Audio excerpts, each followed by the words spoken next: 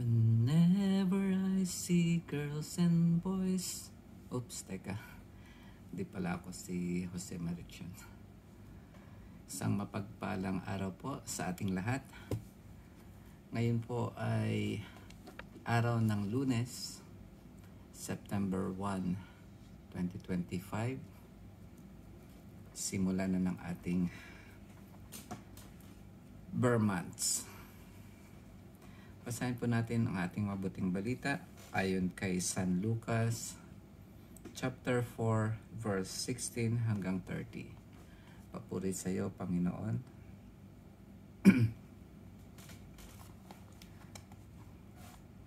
Umuwi si Jesus sa Nazaret na kanyang nilakhan. Gaya ng kanyang kinagawian, pumasok siya sa sinagoga ng araw ng pamamahinga. Tumindig siya upang bumasa at ibinigay sa kanya ang aklat ni Propeta Isaias.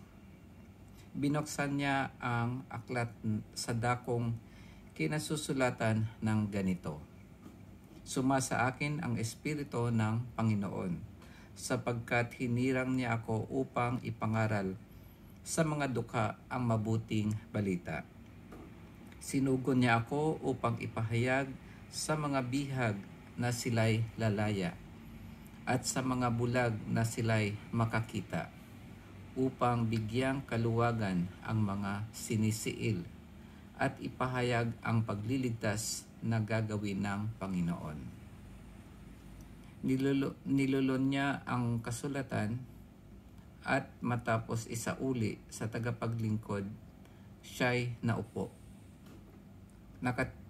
Nakatitig sa kanya ang lahat ng nasa sinagoga. At sinabi niya sa kanila, natupad ngayon ang bahaging ito ng kasulatan samantalang nakikinig kayo. Pinuri siya ng lahat at namangha sila sa kanyang napakahusay na pananalita. Hindi ba ito ang anak ni Jose? Tanong nila. Kaya't sinabi ni Jesus, walang pagsalang babanggitin ninyo sa akin ang kawikaang ito.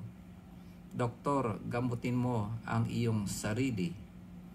Sasabihin din ninyo sa akin, gawin mo naman sa iyong sariling bayan ang mga nabalitaan naming ginawa mo sa Capernaum.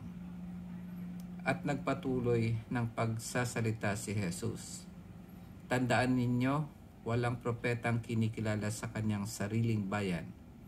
Ngunit sinasabi ko sa inyo, maraming babaeng balo sa Israel noong kapanahunan ni Elias nang hindi umulan sa loob ng 3 taon kalahati at magkaroon ng matinding tagutom sa buong lupain.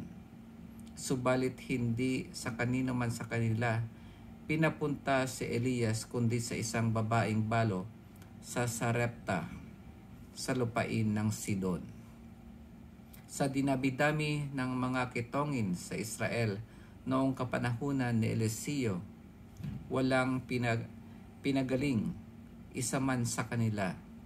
Sinaaman ng taga-Syria ang pinagaling. Galit na galit ang lahat ng nasa sinagoga nang marinig ito.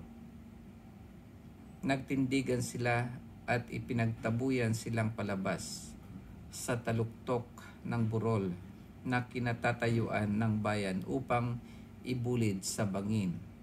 Ngunit dumaan siya sa kalagitnaan nila at umalis. Ang mabuting balita ng ating Panginoon. Pinupuri ka namin, Panginoong Hesukristo. Ayun mga kapatid, ito ang sinasabi ng Panginoon sa binasa niya doon sa kasulatan. Ang akala ng mga tao noong panahon nila ay ang Mesiyas ang magliligtas sa kanila sa pagkaalipin sa mga Romano.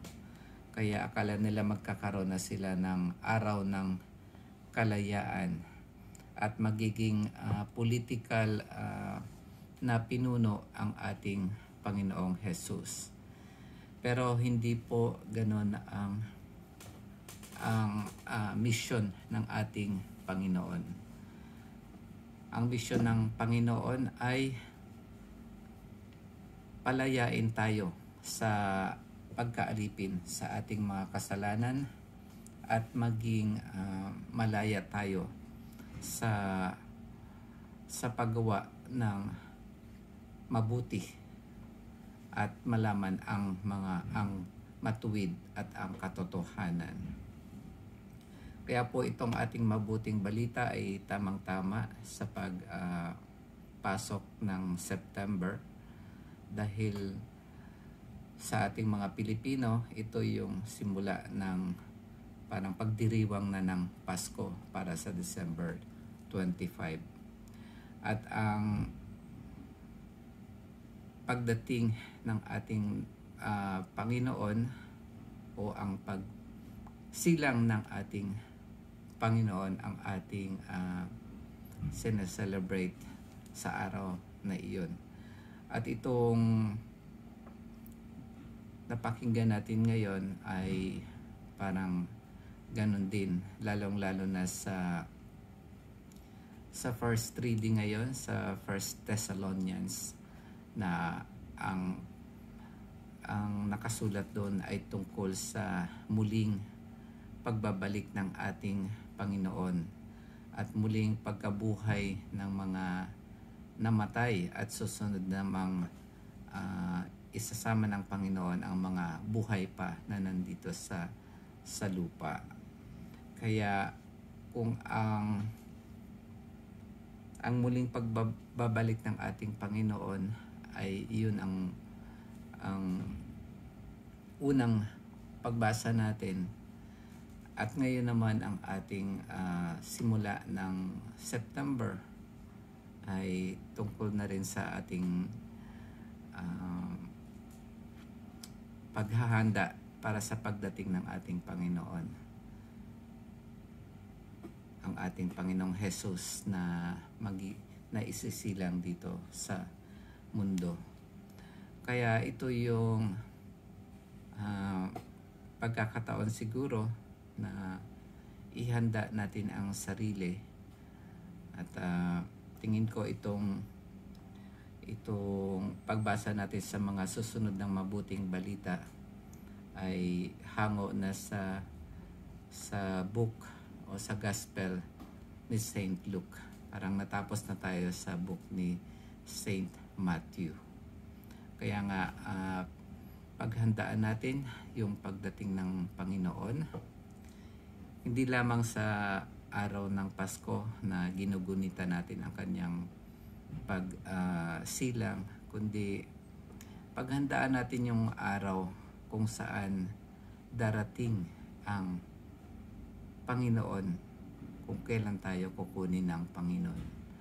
Unang pagdating ng Panginoon ay kapag bigla tayong pumanaw dito sa lupa. Yan ay makakasama natin ang Panginoon kaagad-agad. At ang pangalawang makikita natin ang Panginoon ay sa muling pagbabalik niya dito sa lupa.